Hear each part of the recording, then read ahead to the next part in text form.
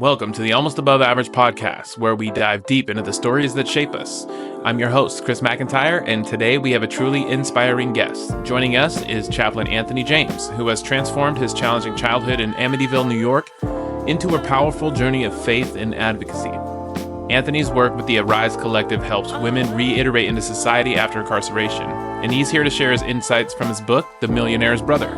Get ready for a heartfelt conversation about the power of faith, the importance of community, and the transformative nature of storytelling. Now let's dive in with Chaplin Anthony James. The Chaplin James. What's going on? How are you? Man, I'm blessed. I can't complain, man. It's all good.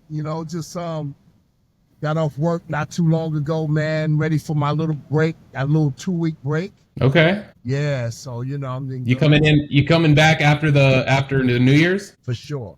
Yeah, I work for a nonprofit organization, and they pretty much look out for me. So I'm blessed to be with this organization. So yeah, 2 weeks off with pay. So I'm great. Ooh, you can't beat that at all. Not at all. Not at all, man. So we know when you take care. You got any big plans for the holiday? You take care of the people that's pushing for you. That's how it's supposed to be. You know what I mean? They honor us, and so they know the work I put in. Dealing with mental health, and I drive and do a lot of different stuff. So they really take care of their people, Yeah. What is the name of that nonprofit? Arise Collective.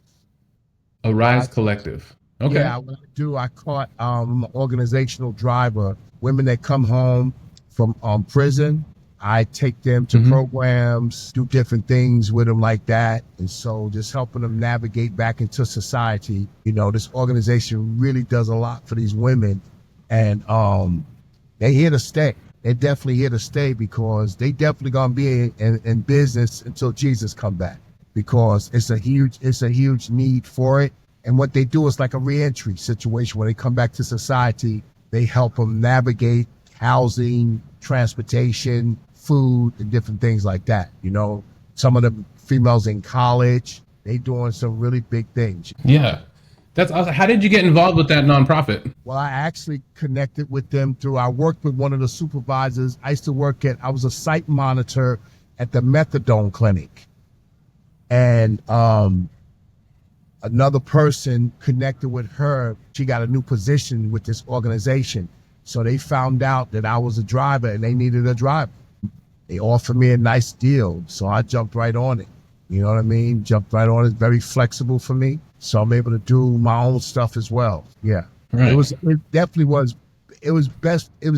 hooked up with my purpose. It's all connected to what I'm doing, Well, I really appreciate you being here. This is the second time we're recording this because we had some technical difficulties the first round. After we were done recording, it only recorded 6 minutes of you. So the whole thing, when I was going to edit it, it was just me by myself, like talking to no one. I was like, what the heck is going on? So I had to send a support ticket to the platform and see what was going on, see if I could recover that content that we recorded. And they were like, yeah, it's lost. We really apologize, but if you want it again, you're going to have to do it again. So I appreciate you doing it again. I know it's kind of annoying, but it's not. It's just one of those things. I'm things happening. The good thing, you said you lost the content, but you didn't lose the content of me. Right. You know what I mean? So Exactly. You're repeatable. We can get you on the podcast as long as you're willing. You know what I mean? All right. So I kind of want to go back through. So you're Chaplin James, but I wanted before we even talk about the book, I wanted you to tell your story. Like, where did you come from? How did you grow up? And what led you into the field you're in now? Right. And the funny thing is, everything is, I don't believe in coincidence. Everything is divine. I put on this shirt this morning. This is where I'm from, Amityville. Oh, okay. Yeah. Where I'm there from. We go. You know what I mean? Amityville and New York. It's in New York, Long Island, New York. I was born and raised in Amityville, New York. 7 out of 7 kids. My mom and my dad. Wasn't a single family home, 2-family home. Very structured, very Christianese. You know what I mean? So we had that morals. We was raised with morals and values. So I came from good stock. I didn't come from well, every family to me has some type of brokenness, but to the point of hardworking. They showed us, they didn't teach us how to use drugs. They didn't teach us how to drink alcohol. They didn't teach us how to do a lot of those things. I learned all of those things on my own. You know what I mean? And so at the end of the day, it was a strict situation. We had curfews. You know, we had to be, when the light post went on, we had to be in the yard. Unfortunately, I wasn't in the yard a lot of times. You know what I mean? Because I was Curious George. And because I saw things that I thought I wanted to do or liked or got influenced by. And so I had a great childhood. Never missed a Christmas, never missed the Easter. We celebrated, and we were poor. I didn't know it. And I don't consider myself as being a poor. When your parents could, regardless of what they could afford, their house is paid for today. You know, they bought their house in the 60s, you know what I mean? Which they paid their house off, you know, all their kids, they ushered them out of the household. You know what I mean? I just made some decisions that was not conducive to my growth and development where I was. I made some, so I can't blame any of this on my mom. I can't blame any of this on my dad. No, I can't blame none of what I went through on anybody but wrong decision making. Right. That's what I attribute all what I've been through. And I've been through a lot. I've been drug addicted, prison, you know, I got shot, I got stabbed, you know, police brutality. That's in my book, you know. So yeah, I've been through a lot, and that's what drove me. I never knew I went to church all my life. I got prophesied to so many times, telling me what God is calling me to do. I didn't believe it one bit because I just didn't believe at that time. I didn't understand what that was about. Plus, when you're doing wrong, you ain't thinking about that stuff anyway. You know what I mean? Right. To contradict, you know. It's a lot of shame when you're doing bad things and you believe in God, right? Right. And, you know, not even shame. I'm going to be honest with you. I wasn't ashamed of doing anything wrong. Just doing wrong. Like, I wasn't ashamed. It's just something I wanted to do. You know, I knew it was wrong, but I wasn't ashamed. You know, I was just, the shame that I had was I knew I didn't want to make my family look bad. You know what I mean? So I wound up staying away from them when I was doing in the street stuff. I stayed away from them. I didn't want them to bother me. I didn't want to bother them. I just dealt with whatever wounds I had. I just licked my wounds. Right. Curiosity is, I kind of just made the connection when you were saying that. The fact I'm a curious person too, and that has led me into a lot of trouble. Addiction is one of them, but, you know, a lot of the things you've done in your book, I did a version of, you know, back home. And it all stems from being curious. I also grew up in a good home. I had a good family, good values. My parents don't drink, didn't smoke, didn't do drugs. They were, by all intents and purposes, perfect parents for me. And for whatever reason, I was more susceptible. I looked up to my older brothers. So they were much older than me, 8, 9 years older than me. So when I saw them doing things like smoking weed, drinking alcohol, getting girls, that's what I wanted. That's what I thought I wanted to do. Like, I thought that was the thing I was supposed to do. And ultimately that led me down a dark path. Similar to yours, I just didn't end up in prison. You know what I mean? Oh, yeah. Well, the thing is with that, you don't know where it's going to end you up. You know what I mean? I didn't want to go to prison. Who wants to go to prison? Who wants to be strung out on drugs? Who wants to be an alcoholic? You know, who wants to be anything negative? Nobody really wants to be, but, you know, you wind up being you're becoming what you are doing. You know what I mean? And my dad drank alcohol, but he was like, he worked every day. So I didn't really look at that as being, now his attitudes now was kind of funky. You know what I mean? At times, because you got 7 kids that you got to take care of. You know what I mean? So you're an angry bird all the time because that's where all your money's going. Yep. That's where all your money's going. That's where all your patience is going. All your free time. And we were some greedy kids. Yeah. Yeah, we ate, man. We ate good. We played outside. We burnt energy off, so we ate good. We ate. You know, but with 7 kids in the house, you could kind of, you know, if 1 or 2 of you could kind of get away with some stuff, right? Right. Well, that's what happened. I'm the 4th child. Okay. So after the 3rd child, I'm the 4th. My mom really took a little break, but I was a mama's boy. You know, I used to hang around my mom a lot because my dad, if you look at him wrong, and see, it was just different. And so, but I had 3 older siblings. You know, I had 2 brothers, older brothers, and an older sister. they used to beat the crap out of me, man. Like me and make me go to the grocery stores. You better bring this cereal back. You better bring Captain Crunch back and all that crap. So I'm like, okay, trying to please them because I looked up to them. Right. But I got that kind of changed though in the middle in your book. That the dynamic switched to where you were kind of the boss all of a sudden, right? Right, because I had another sister. She passed away when she was 2 months old. So God gave my mom double for her trouble. Twin girls came after that, you know. And then my baby brother came. He was the last one. So I was older than him. So now I was like telling them what to do, you know what I mean? And watching over them. Not so much telling them what to do, but making sure that they was good and no harm would come to them. You know what I mean? So I had to take on that responsibility, you know, until I got out of control and couldn't do that. You know what I mean? Yeah, it's a good big brother right there. Yeah. You know, so I was hard on them though. They didn't like my baby brother did not like it at all. He attributed to, yo man, I hate you, man, because I wouldn't let him do the same things I was already doing. Because his friends was into a lot of mischief. And I already been there, done that. And my dad, he didn't know the conversation that my dad had with me. If something happened to him, it's going to fall on me because I was influencing him. Right. Because he was watching me. You know what I mean? And there's a hierarchy in the family, right? Between oldest to youngest. Sure. So I kept him out of the streets all through nefarious things that happened to me.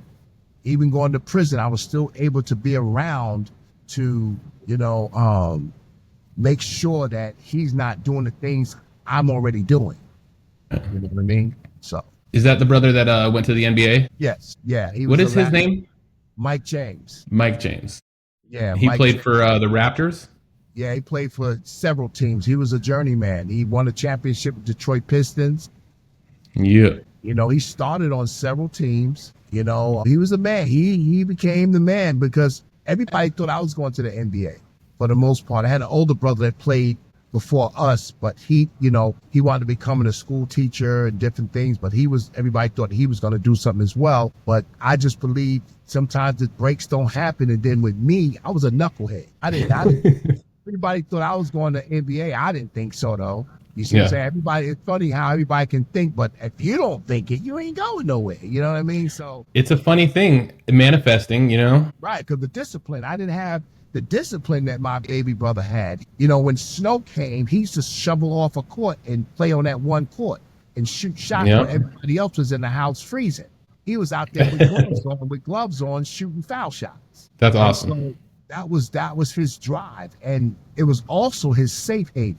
Right. He used that as a safe haven to get out of certain things. So he locked into that. I never locked in like that because I was doing other things that took my focus off of being a professional athlete, period. Because I was an athlete. Played baseball, played football, played basketball, you know, and I was good at all sports because we were very athletic back then, you know. My address was Park Place, one Park Place. So 100 feet from my house, I was in the park. Nice. So we played all day, every day. My mom, once my dad go to work, especially summertime, she's like, get up. She used to come home, get up out and clean this room, get out of here until your father come home. I was like 8 in the morning till 5 in the afternoon. So we just running wild. We running wild. You know what I'm saying? Just playing here. We on bikes. We doing this. We doing that. Not me. I played, but for the most part, I'm in the adult scenery trying to make money the wrong way. Where do you think that comes from? Your desire to hustle versus just try to be a kid and play? Well, I got influenced. I had an older cousin. Okay. He was he was at the top of his game in basketball. He was probably 5'8", could dunk the ball. He was very athletic. He was a phenomenon back then, but he was also a hustler. I didn't understand any of that, but our birthdays was around the same time in August. And he used to ride a moped back in the day. Not too many people had those mopeds. So at the end of the day, he used to come around. My birthday was August 1st. Here's the funny thing. My mom, I thought my birthday was August 5th until I got 15. And come to find out, my mother had so many kids, she probably just forgot. So I was celebrating my birthday August 5th, and his birthday was August. So we was both Leos. So he used to come around every August 5th and give me $20 worth of nickels. I never understood that, but I thought I was rich. I was like, whoa, I got $20 worth of nickels, man. So I was good. He used to, and for whatever reason, Dayton used that to lure me. And so he used to play basketball in the park, and everybody used to come and watch. They had the A court, they had the B court. Mm-hmm. And if you make it to the A court, you good. You know, I didn't make that till a few years after that, but he used to have me hold his drugs for him. Mm. I didn't know it was. He kind of groomed you. He kind of groomed you, giving you those nickels every year. Right. And then while he played ball, he's like, hold this for me. And me, Curious George, I looked in the pouch, and there was what I thought I wanted. I said, oh, I'm gonna make some money, because I knew guys were selling weed and doing this stuff already. So when I opened up the pouch, that was in there. And I was like, Eureka. Whoa. And so that's what happened. Once I grabbed some, because he didn't miss it because he had so much of it. And I took something, and on my bus, man, we used to smoke weed on the bus, man. I actually got kicked out of school, regular school, in like the 8th grade. Oh, man. I say I was out of control. I was just doing stupid stuff. Today was just like, man, listen. They went to my mom and dad. They was like, yo, we don't know what to do with your son. Now, here's the deal. I was an A student, but I was a class clown. I wanted attention. Mm-hmm. And I believe that came from being the 4th child. Once, because I wasn't getting the attention that I needed from my dad. I wanted my dad to see me, and he never saw me. There's not a whole lot of time in a house with 7 kids or 6, 7 kids to have one-on-one time with either parent, right? Right. So, but I didn't understand that as a kid. Right. I was like, man, I want to spend time with you, guy. But I didn't know he had to make ends meet. You know what I mean? And so I was upset with that. So I almost like got into trouble to punish them, to punish him for not spending time. Right. Yeah, I can relate with that feeling. It's like something's going wrong in the world where I'm going to take it out on you because I'm having trouble inside dealing with my own problems. It's kind of like projection, right? And not realizing that all the problems are going to really come on me, because I might have to really deal with it. They might have emotions about, me getting into trouble, but I was very good in basketball. When I say very good, I never came to any game. They didn't go to anybody's games. Mm-hmm. So they never knew how good we were. That's crazy. We practiced every day, all day, until I went out and started doing other stuff. But I used to beat my brother. My baby brother went to the NBA. I used to beat him with a cigarette in my mouth, like literally dunk on him with holding a cigarette like this, and take a pull and just go through my legs and just dunk on him. Oh man, that's gangster, super gangster.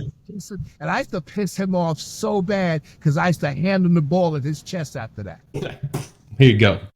That was being arrogant. Check. Yeah. Right. Because I trained him how to put the ball through his legs without keeping his head down as a point guard. I was a point guard. So he had to walk around all 4 corners of the court and go through his legs. And when ball went off his legs, he had to start all over from scratch again. How is your relationship with all your brothers and sisters nowadays? Well, to be honest with you, everybody's spread out.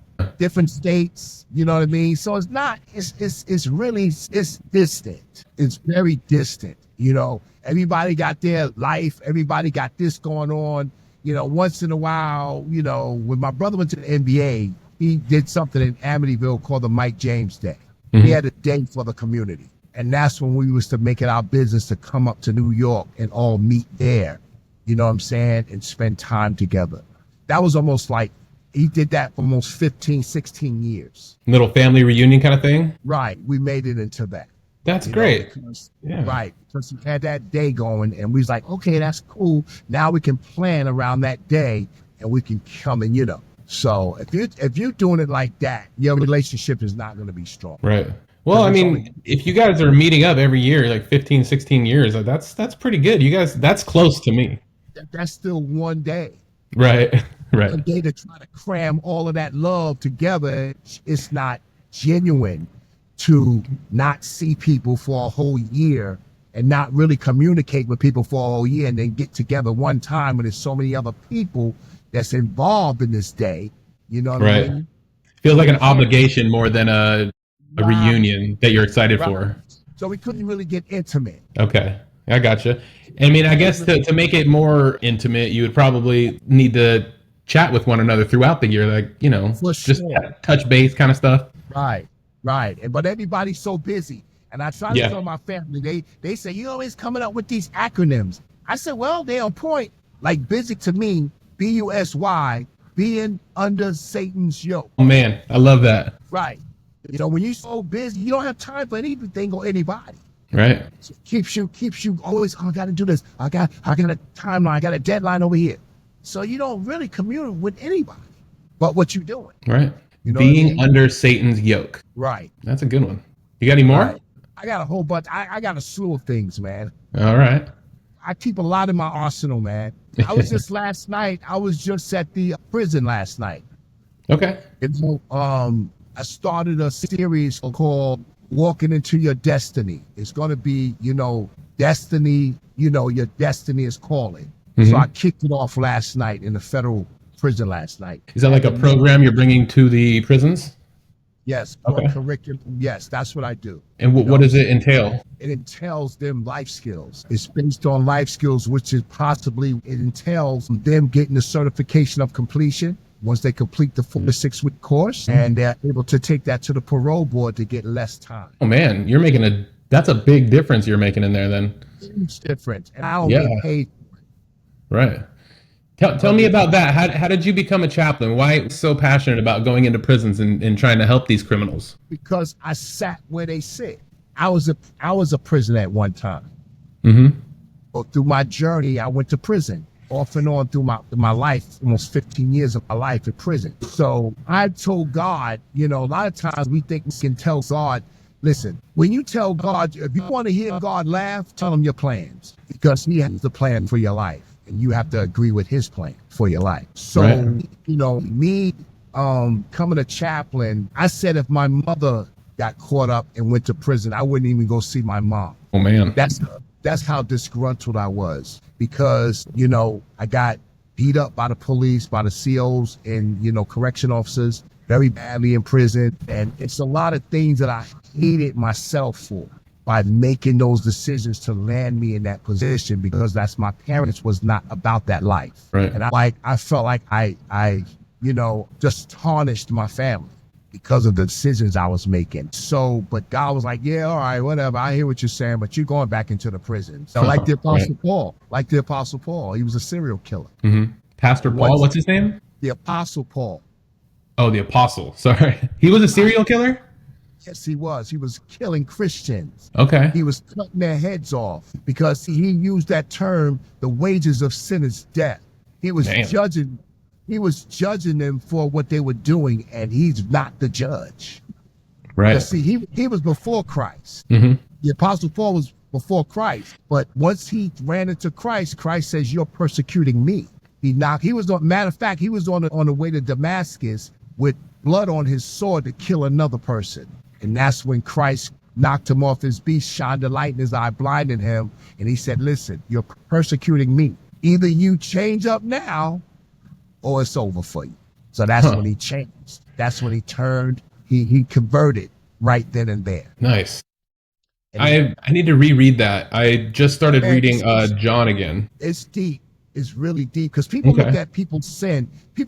I hear people always say the Apostle Paul his first name he was Saul, and he had his name changed because of that. Mm-hmm. He wrote most of the New Testament. Paul did? And even the disciples was afraid of him because they remembered his past. He sounds like a bad dude. But he was. Right. But he was saved, right? Hey, is your recording still going? Can you hear me? Can you hear me? Yeah. No, the recording button just went off for a second. Can you see it recording on your side? Yeah. Okay. It started recording again. Okay. Sorry. But the Apostle Paul, everybody always looking at other people's sin, but I hear them reverence the Apostle Paul a lot, but he was a serial killer. And that's what he said, the wages of sin is death. That means you can lie and die. Right. You can tell a little white lie and get the same charge he got for cutting people's heads off. I get it. There's no comparison with sin. Right. So it falls on You can be an adulterer, or you can sleep with your neighbor's wife. It's this, or the same thing. yeah, I get it. Sin is sin. Right. And he said the wages of it is death. So, but God had to let him know that you're not me. You're Right. passing judgment on people. So I have to shut And you he's down. not the judge. Right. So God let him know who Yeah. the judge was. Huh. You know what I mean? Yeah. That's interesting. So I was out. All right, let's go for it. Well, I was out there in the street. I wasn't the Apostle Paul. I was like Robin Hood. I was helping people. I helped the underdog. Like whenever somebody got strung out on any drug and I seen the drug dealer treat them bad, I would go after the drug dealer. Nice. So that was my heart. I fed in my house. I took our Oscar Mayer bologna and gave it to homeless people, winos, and got beat for it. And I said to my mom, I said, why are you beating me when y'all see y'all feed people, homeless people? They was like, you're not paying for anything. You know what I mean? But I still have a giving heart, Mom. These people need help. Who's going to help? No one's helping them. Right. She thought I was just doing something so out of control. And I was like, I'm just doing what you guys do. I said, y'all helping a lot of people. So that heart was in me from a long time. That heart was there, but I was still doing wrong. I always find that fascinating. Like I considered myself a good person my whole life, but for years and years and years, like I just did a bunch of wrong stuff. But in specific situations, I'm super helpful. I very much care about a person that, is in my circle. And then I go, steal a bunch of alcohol or do a bunch of graffiti on a building or just stupid stuff, man. It's weird that those two things can exist at the same time, that on one hand, you're doing a lot of bad stuff. You're making a lot of bad decisions. On the other hand, you genuinely care for people and you're helpful. I think that's weird that those two can coexist, but I know they do. You're explaining it now. I've experienced it, Right. And so that was my journey. If you ask the older people in my community, like if you see me do wrong, heard of me doing wrong things, the community would say that they wouldn't say anything about it. It was like, yo, he's a good kid. Like he helps me. And when they see me with my grocery, he just comes and help me. And, and my mom couldn't figure it out. Like, what's the problem? Yeah. Like everyone likes him. Why does he keep getting in trouble? Right. Hold up for a second, sir. Kehlani, go shut the door upstairs because I hear. Tell your mother I'm taping. Go ahead. Thank you. Shut the door, please. Thank you. So with that, a lot of people, like I said, I wasn't a terror, but I became a terror because I was scared. Right. I was scared. I was doing wrong. So I had to be a certain way in the street for protection too. You know what I mean? And so a lot of people say, yo, man, you was wild, man. Yo, man, when I saw you, man, I used to walk across the street. But they didn't know what I was going through. They didn't know that I was hurt. They didn't know I blew a scholarship, CW Post College. They didn't know some things happened to me. You know what I mean? And that frame, they didn't know that I was struggling. I don't think I had mental health issues. I'm never going to say that about I don't knock what other people deal with. That wasn't my case. I was just needing some TLC, some tender love and care from somebody that I looked up to, which was my dad. So I didn't get that, so I just went haywire. Haywire. And to this day, he never knew, passed on 2 years ago. But one thing I was able to do that I thank God for, I was able to make amends with my mom and my dad. But That's great. But I repented to God first and foremost, and I made amends with me first. Then I was able to go to my mom and my dad and say, listen, I didn't say I was sorry because I wasn't sorry for nothing. I told them I apologized. I said, listen, I know I put you guys through some mental anguish. I know you guys sometimes probably had sleepless nights. I was very selfish. Can you forgive me? And they did. And they did. So that released me. Yeah, that's a great feeling. It's liberating, right? Right. And if I can encourage anybody, make sure you make amends with yourself first. That's hard. Self-forgiveness. I struggle with that so much, just forgiving, myself for the things that I've done, to the point where my wife and my mom, my parents, they think that I'm too hard on myself about everything, and I am, but it's hard for me to let that go and forgive myself for things that I've done. I'm still working on it. I haven't got to that point yet. Right. I'm there because I can't afford to hold anything over my head, when God is not holding anything over my head. You know, if you understand that he forgives, he says he will throw your stuff in the sea of forgetfulness and he will remember it no more. So why am I still remembering that stuff? Now, I don't think it'll ever go anywhere, but I use it for ammunition for the work that I do. Right. Whenever there's something hard that I'm dealing with, I'm trying to help somebody, I go in my toolbox. Yeah. And there's I think helping someone is therapeutic too. Maybe I need to do more of that. I have noticed that, like, when I'm actively doing something for somebody else, when I'm not getting anything for it, I feel incredible for that. You know, that's therapeutic for me. For sure. And that's why I don't get paid to do chaplaincy. Because I feel if I got paid, I would water my gift that God has placed in me down. Right. You got spiritual currency coming your way for that stuff. Right. So okay, I can, if I wanted to right now, I could go back to school. I got certifications equivalent to a doctorate degree. But I could take my thesis. All I had to do is to do a few classes, masters, get my master's, and do whatever, and do a thesis. I can do that with my eyes closed. But God is not leading me to do that. He said, no, whatever you got what you need already. Yo, what up? This is Little Dice Rutabaga on the mic. You know what separates the champions from the rest? It's not just about the will to win, it's about the will to prepare. I'm not just doing pull-ups, I'm pushing limits. Every rep is a reminder that I'm capable of more than I thought possible. That's why I chose Bucked Up. Their supplements give me the edge I need to take my workouts to the next level. From pre-workouts to recovery, they've got everything I need to stay on top of my game. With Bucked Up, I get the energy, focus, and endurance to crush every session.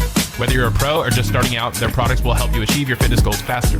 Ready to unlock your full potential? Visit buckedup.com and use code McMedia1 at checkout for exclusive savings available only to my followers.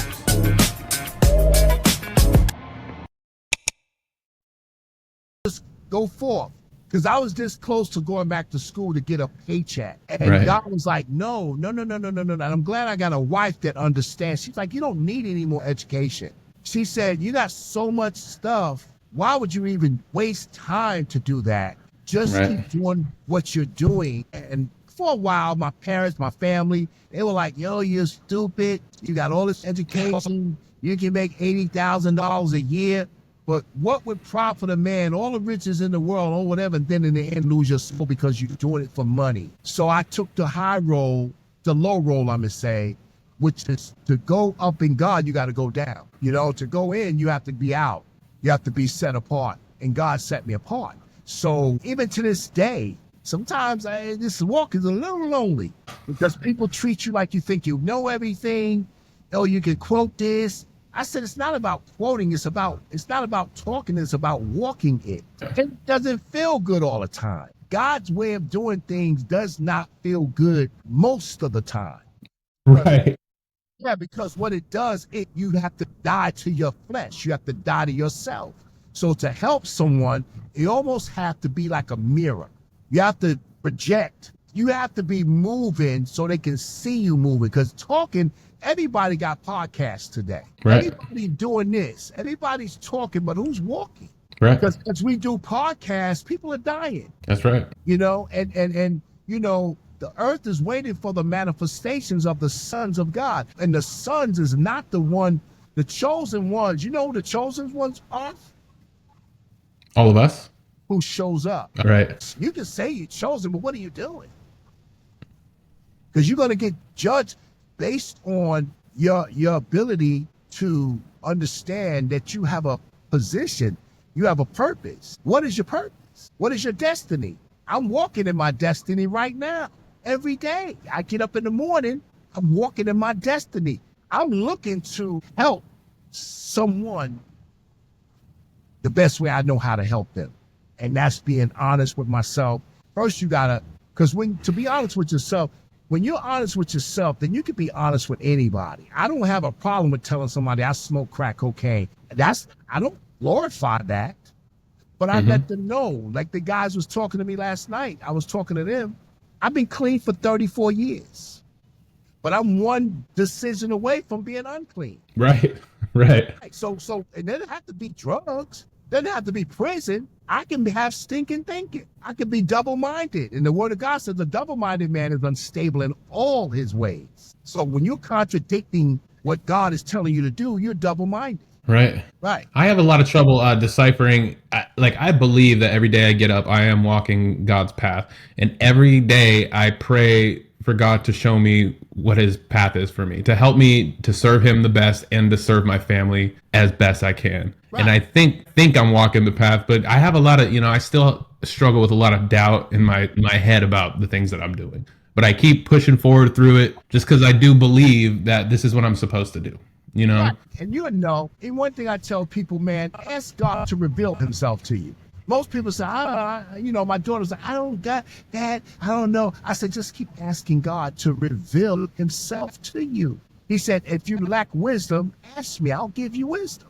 He said, if you have not, because you ask not. And in the street terminology is a closed mouth will never get fed. That's true. Right. I made a video around a quote from Matthew that says, like, keep on knocking and the door shall open, keep on asking. And I don't know the quote by heart, but do you know the one I'm talking about? Yeah, knock. You should, yeah, of course. You have to continue to knock and ask God to open. But but here's the deal. He also knocks on your heart for you to open and let him in. A lot of times it's always we want from God. What are you willing to give God? Right. You know what I mean? Are you willing to give him? Are you willing to sacrifice some time for him? Because a lot of times people, I like it like this. They seek his hands, not his face. For a handout? Right. They beg it. But they won't seek his counsel because if you're doing wrong, he's going to say no. And sometimes people don't like to hear no.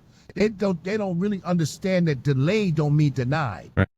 When I pray, I don't try to pray for specific things like, please give me $3,000 by next Friday. I started, maybe a year or two ago, I started praying for, show me the path that I'm supposed to walk today.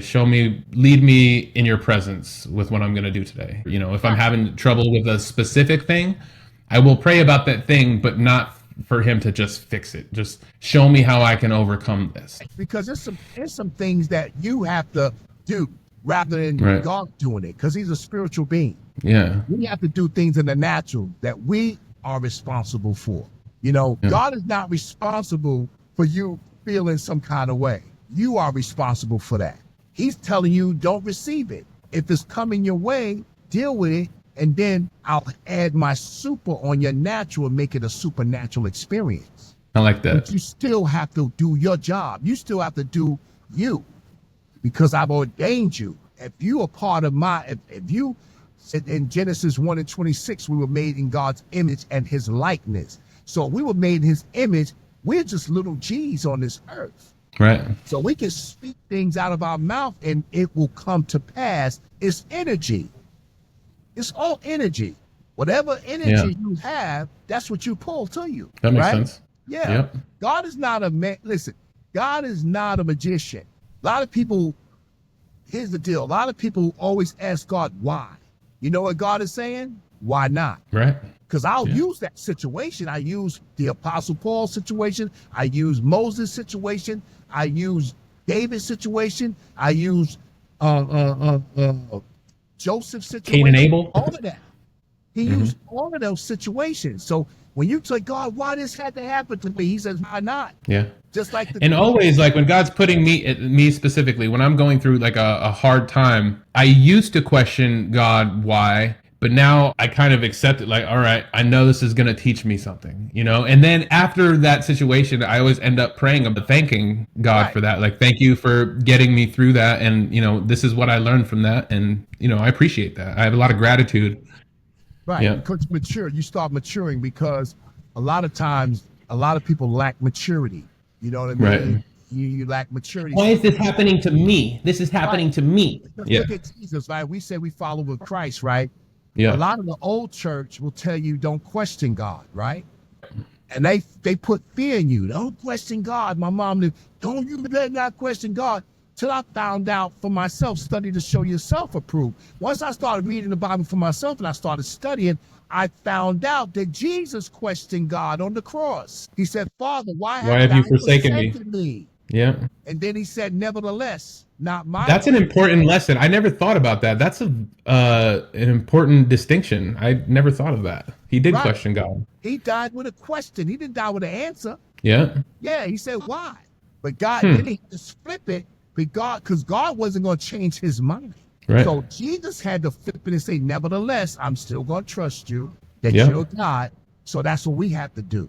We have to trust. And sure enough, a couple days later, he crawled out of a cave, right? No, but so we're saying we have to trust the process then. Trust the process. Trust Absolutely. the process. That's a beautiful sentiment. Right. Trust the process because, he's not a man that he should lie. If he promised you something and it's in your heart and in your soul, it's going to happen. But it's up to you to line up, not vertically, not horizontally, but vertically. You know what I mean? Well, shoot, man. We've been talking for 46 minutes. We didn't even talk about your book yet. I suppose we should talk about the book. I really enjoy talking to you, though. We should do this again. Good. Well, the book is doing a lot of good things right now. Yeah. Let's talk about, what's the name of your book? The name of my book is The Millionaires Brother. Okay. And what's so powerful about The Millionaires Brother, a lot of people want to know who's the millionaire. Right. So, but if you look at the book on the front cover, which you got one. Yeah, is, I got you. You have to look at not The Millionaire's Brother, but the subtitle of the million. You see brother, that's in red, right? And then what is probably the most neat about the book, Overcoming the Addictions of Life. That's a strong title. And I want to tell you, thank you for the book. It was a really good read. It was a really good book. I enjoyed the story. I connected with you. I mean, that's why I asked you on the podcast. I really felt connected to you during the read. You write very well as well. The storytelling was incredible. I really enjoyed the story. I appreciate it. But it's raw. A lot of people say it's raw. But Very. when you tell the story of a biography, you got to tell the truth, man. I mean, listen. Yeah. Because God knows if you're lying or not, so why are you going to fool the people? You can't fool God or yourself, so why are you fooling people? Because Right. the more raw the book is, the more people going to say, wow, I recognize that because I used to be there. Yeah. That's what the book is written for someone else. It's not written for me. I've been through that already. So now I'm trying to enlighten people like, whoa, this is who I am. Do you recognize you now? It needs to be a mirror.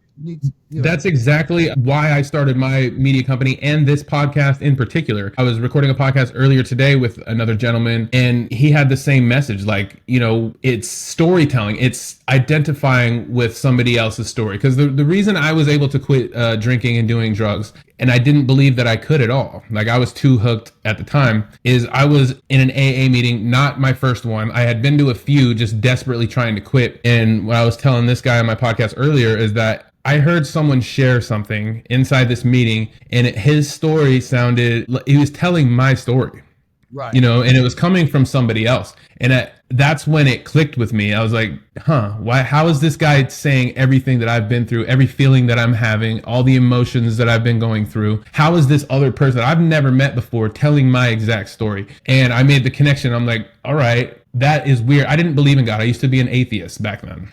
And this is kind of how I ended up believing in God, because that situation happened when I was so desperate. Somebody told my story. I connected with the story and then ended up connecting with that person on a personal level. And then the connection was, these stories can save this experience that he went through made me connect with him, and then gave me some motivation in my head. Like, well, if he was more sober than I was at the time. He had a few years under his belt, and I was like, that guy went through exactly what I went through, and he's sober. I want to know how he did that. You know what I mean? So it gets me aligned in a direction that I can start putting together some positivity. And then, if I have a story, if I share that with someone, who knows, especially on a podcast, if thousands and thousands of people are listening to it, I'm going to say something that someone connects with, and they're going to be like, you too. I mean, not everything in your book, but I connected with so much of the struggle, the pain, the feeling of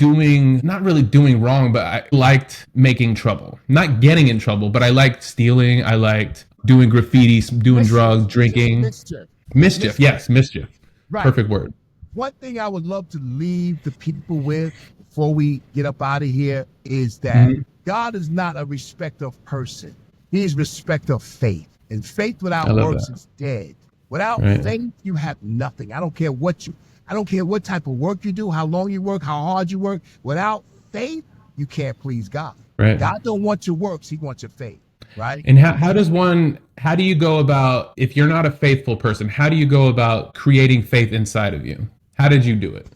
Well, faith pretty much is based on, hold up for a second. So this is all lined up with God because I write stuff down. Let me find this thing here. Faith is not showing faith is not showing when you got everything. Faith is really present when you have nothing. See what That's I'm saying? so true. Right. So when you got everything, you don't need faith. But when you're at your wit's end or you don't know when that mortgage needs to be paid and you know your money, you just got out of the hospital and you don't have money. You're either going to stress out or you're going to have faith that God is going to bring it some kind of way. Right. When your faith is activating, God starts moving things around for you. And then it's not a coincidence that when it shows up, right? Yeah, right. I wanted to tell you a story of that experience exactly, like how my faith works. The other day, that kind of scenario happened. So I needed to get new tires for months now. And Right. both of my tires I had to put air in my tires every day just to get to work. And this one day, it was 3 days ago, I left for work. I had to fill my tire up. It was almost flat. And then I got to work. And when I got out of work at 2:30 in the morning, the tire was almost flat. It was almost all the way flat to where I would have to drive on the rim. But it had like 8 pounds of pressure in it. So I was like, man, there's no one to call at 2:30 in the morning that can help me. Right. And I was 6 miles away from the gas station to get air. And so I was driving there and I was tense, like, man, I'm going to get stuck somewhere. And I get to this gas station and there's no air pump there. And I'm like, and the nearest gas station from there is another 6 or 8 miles, something like that. And I have to drive on the freeway on mostly a flat tire. And I'm just praying that, the 8 pounds of pressure will get me to the next gas station. And when I left the first gas station, I was kind of like, you know what? God will get me. Like I knew it in my heart. I stopped stressing out. I was like, all right, just go slow and get to the gas station. Like I knew I had faith that God would get me there. Right. And it happened. You know what I mean? And then the next day I was able to get I didn't have any money either. And I needed to get new tires so I could get to work the next day. And I didn't know what I was going to do. And some things fell in line to where I got that money first thing that morning in time to go get myself new tires. So, faith, just having it is hard sometimes, but it really helped me out a couple days ago. Like just having faith in God, Well, here's the deal too. A lot of times people lose faith or don't build that faith up because they think God is a magician. Right. And really, God, he allows things, he'll teach you things in your waiting. But also, if it doesn't happen, then what should come to mind is a few things that didn't happen. And I had faith, but he said, all you have to have is faith as small as a mustard seed. That's small. Right. Right. So, but if you don't have that, God is saying, well, you have poor planning in your life. Yeah. Because you knew, at some point with your tire, you knew your tire was going, you know right. What I'm saying? So sometimes we wait too long sometimes, and then we want God to activate things. All of a sudden, fix it. I screwed up. But sometimes he'll let you sit in that to teach you a lesson. Right.